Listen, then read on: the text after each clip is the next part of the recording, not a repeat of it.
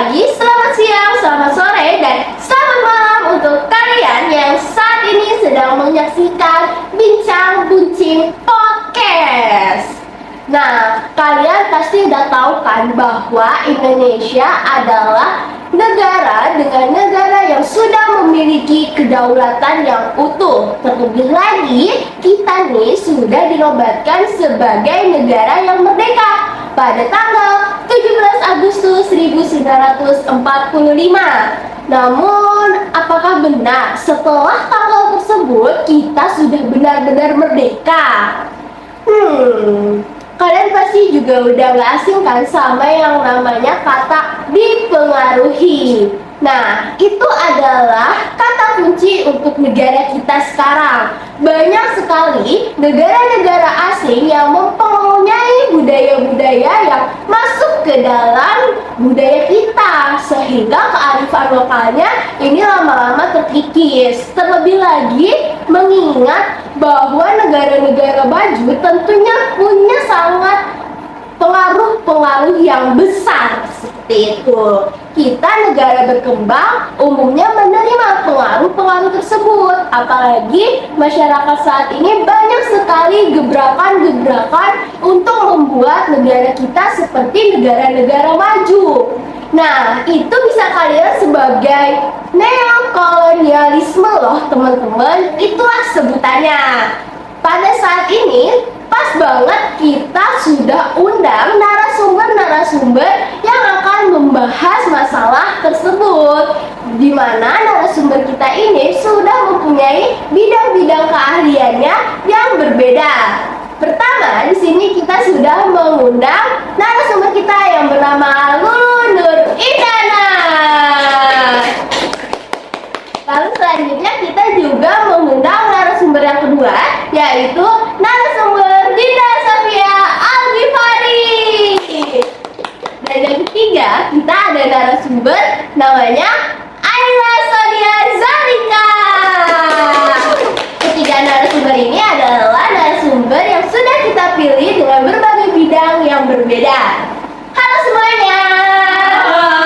Sebelum kita ngebahas lebih lanjut nih, aku boleh tahu gak sih identitas kalian secara singkat dan bidang-bidang kalian itu tuh dari mana gitu loh latar belakangnya? Boleh. Mungkin mulai dari aku dulu ya. Halo semuanya, aku Nur Indana. Di sini belakang aku itu merupakan seorang pengusaha kecil. Di sini aku bakal share bagaimana sih kehidupan seorang pengusaha walaupun pengusaha kecil tapi pengusaha di era modern ini. Selanjutnya halo semuanya, aku Dinda Safia Al-Ghifari. Di sini itu latar belakang aku sebagai seorang K-popers yang cukup cukup terpengaruh dengan kayak budaya-budaya luar gitu. Jadi di sini aku bakal sharing sedikit-sedikit tentang apa aja yang udah aku alamin. Oke, halo semuanya, aku Aida Sonia Zalika. Di sini background aku itu sebagai penggemar Jepangan. Nah, di sini aku bakal nyeritain atau share nih kehidupan aku yang udah terpengaruh karena kolonialisme. Nah, itu di sini pertama kita ada narasumber dulu, dia tuh sebagai pengusaha loh teman-teman. Terus habis itu ada Dinda juga, dia sebagai K-popers yang sudah sangat lama ya Kak di dalam bidang tersebut. Lalu di sini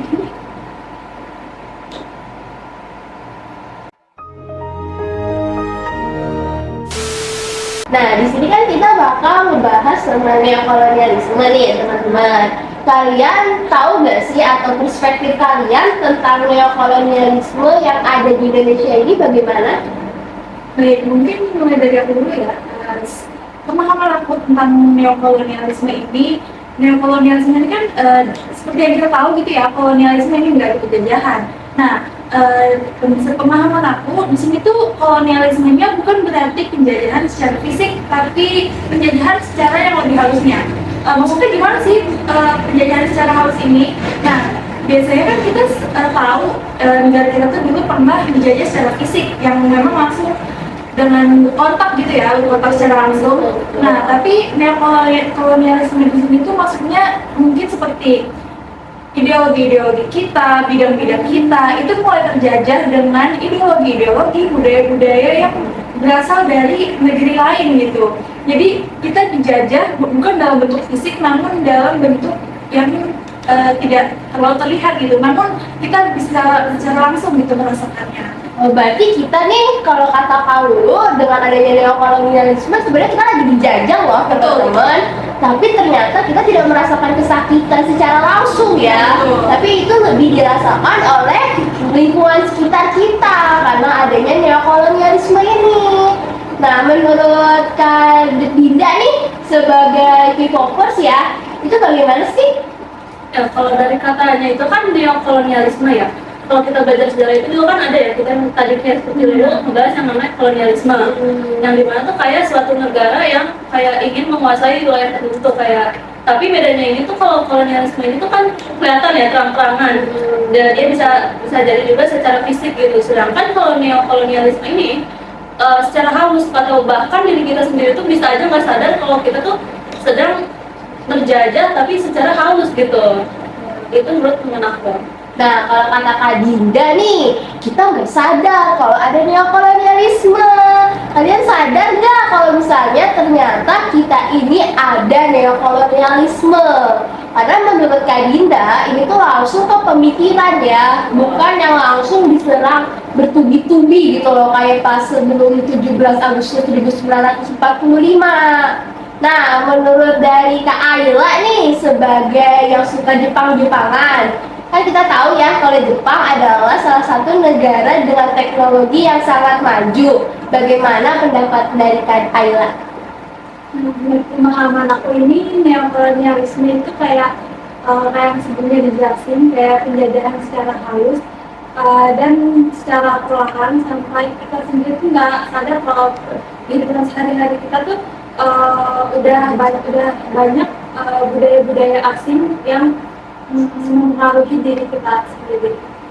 Oh, kalau kata Kak Ayla nih, sebenarnya kita pas lagi di dalam kehidupan sehari-hari tanpa sadar juga udah melaksanain neokolonialisme karena kita sudah terpengaruh dari budaya-budaya luar ya.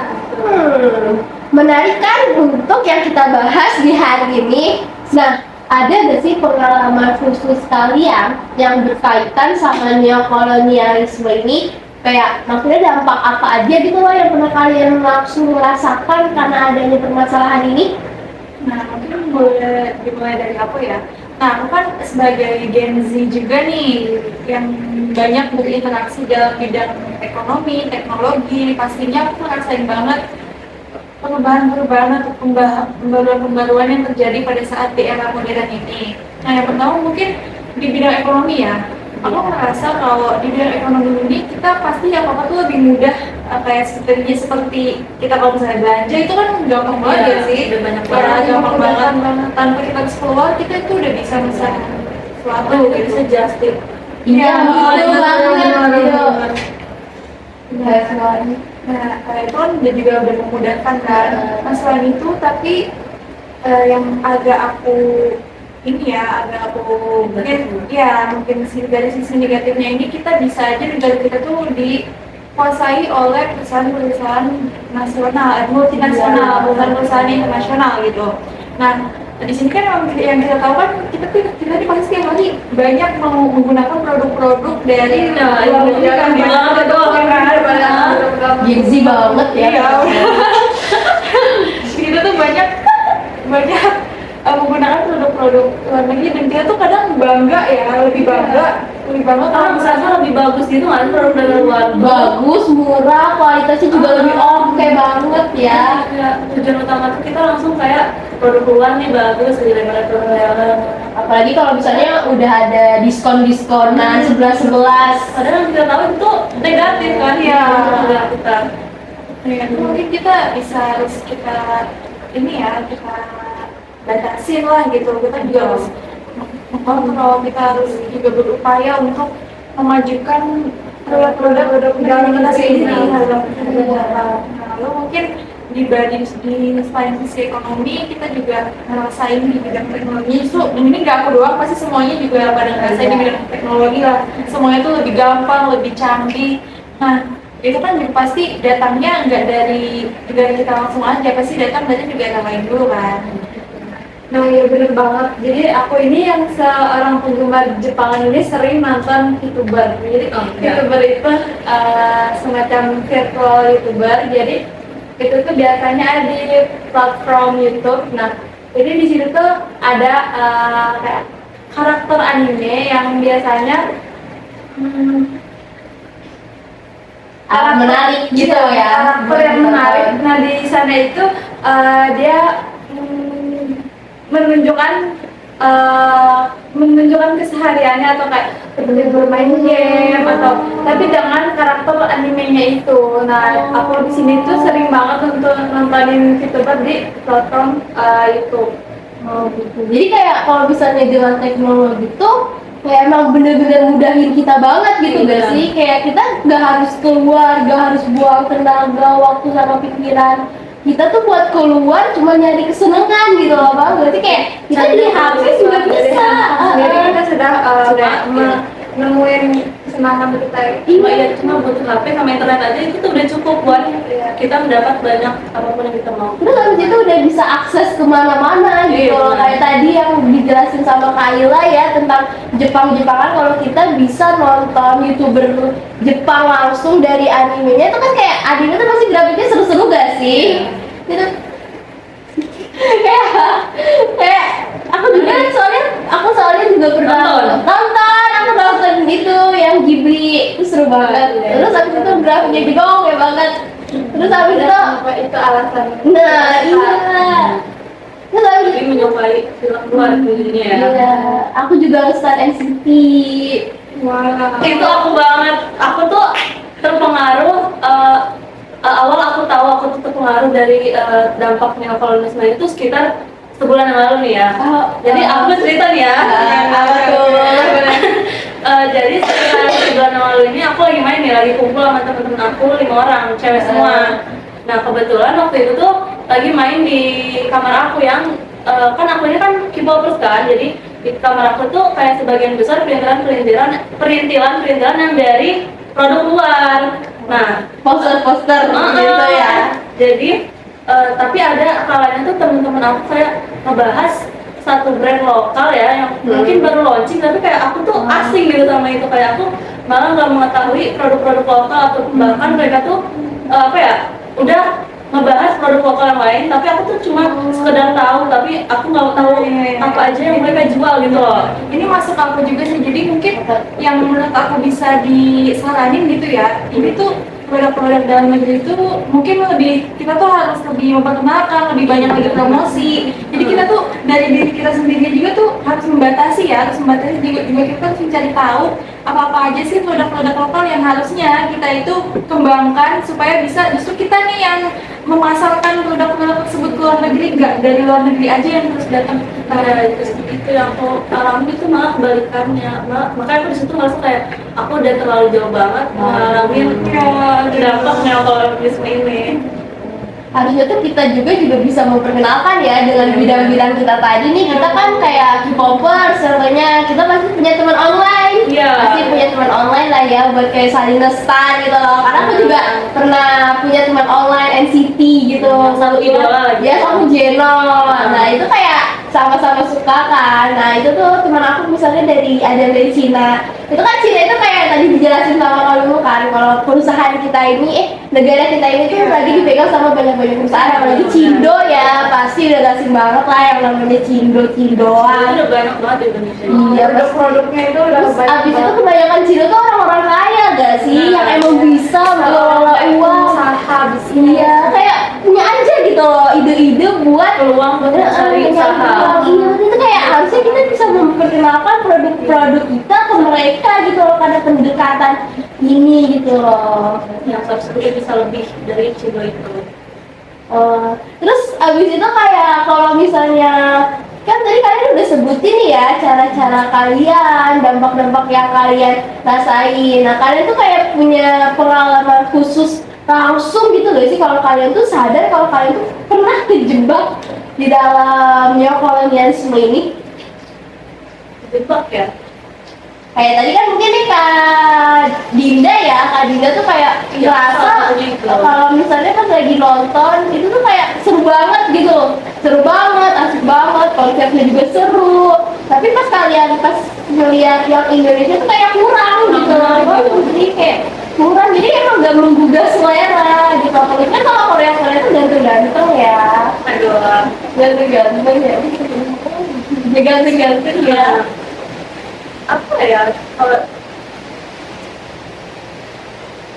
Kalau dari terjemahnya aku tertarik kan kalau Thailand kan dari segi film ya. Nah, aku dari selain segi brand tadi itu aku di segi ini sih apa makanan. Oh, Kayak, lagi booming banget kan makanan Korean food gitu yang dimana jadi lidah aku tuh lebih tertarik sama Korean food gitu daripada makan tradisional yang justru malah bikin aku tuh nggak kurang gitu sama makanan tradisional. Belum biasa lagi ya.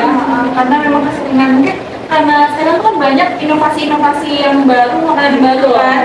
Itu tuh di ekonomi sekarang kan kita pasti banyak mengambil yang keren-keren dari luar negeri kan. Itu yang bisa membuat menarik minat konsumen, orang-orang banyak. Nah mungkin orang-orang juga sekarang itu makanya pasti banyak orang-orang juga yang merasakan dampak neokolonialisme secara tidak langsung dengan mengkonsumsi atau membeli barang-barang yang identitasnya tuh dari luar negeri gitu, bukan dari negara kita sendiri. Nah itu merupakan ancaman dia sebenarnya. Kayaknya orang-orang juga tuh udah lebih sering pakai sumpit gak sih daripada pakai tangan gitu. Kayak Makan nasi padang sekarang tuh setiap hari udah bisa skip makan ramen. Iya, tapi emang enak banget ya.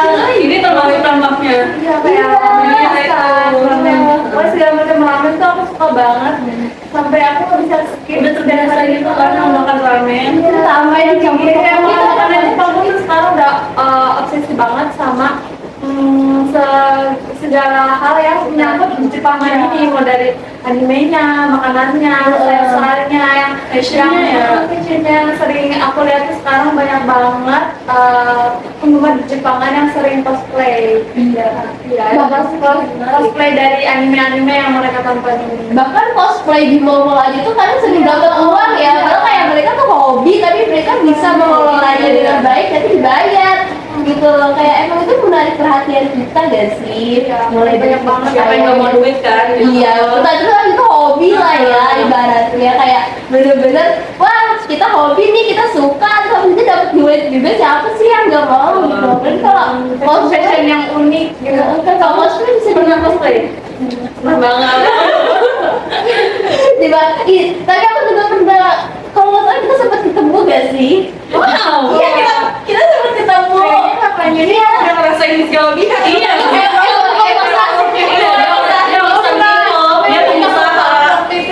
Iya, cuma kayaknya di HP aku satu lagi yang aku baru beli. Tapi orang ini nggak ada.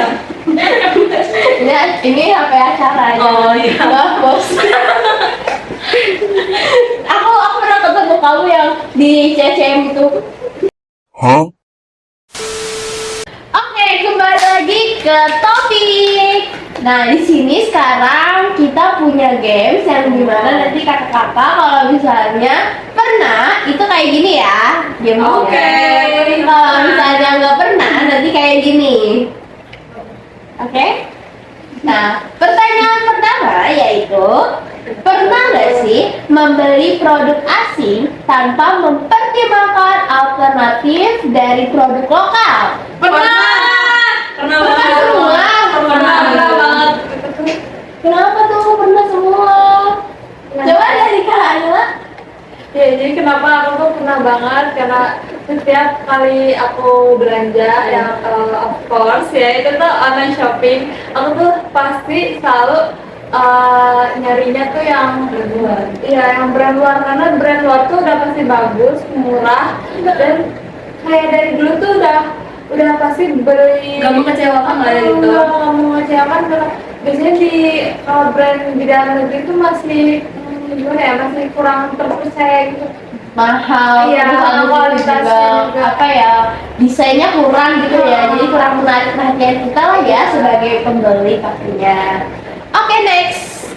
Pertanyaan kedua. Pernah gak sih kalian merasa terkesan dengan kemewahan negara asing tanpa mempertimbangkan dengan keberadaan dari negara sendiri? Pernah.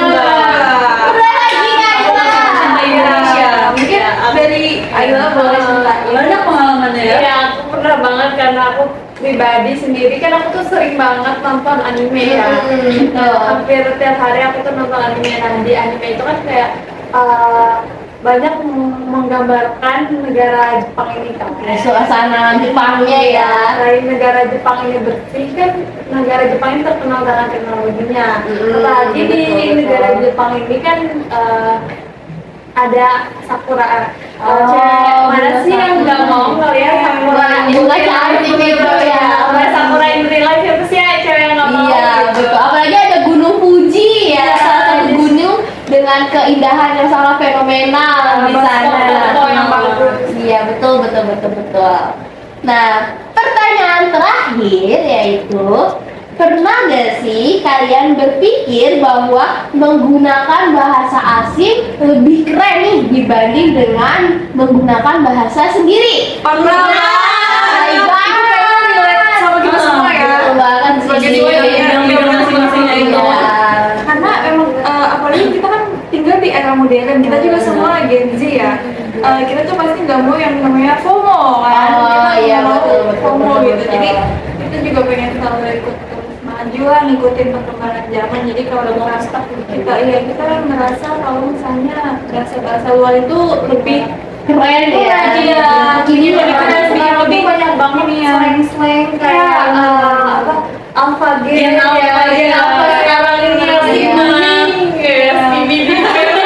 Tapi justru malah sebenarnya bahasa-bahasa luar ini merupakan ancaman ya buat Iya, kita. benar sih. Jadi takutnya bahasa Indonesia kita sering menggunakan bahasa-bahasa luar, justru kita malah kadang lupa dengan jati diri identitas kita Kita, sendiri ya. gitu. Sebagai warga negara Indonesia, kita udah mulai kurang tahu gitu bahasa-bahasa daerah.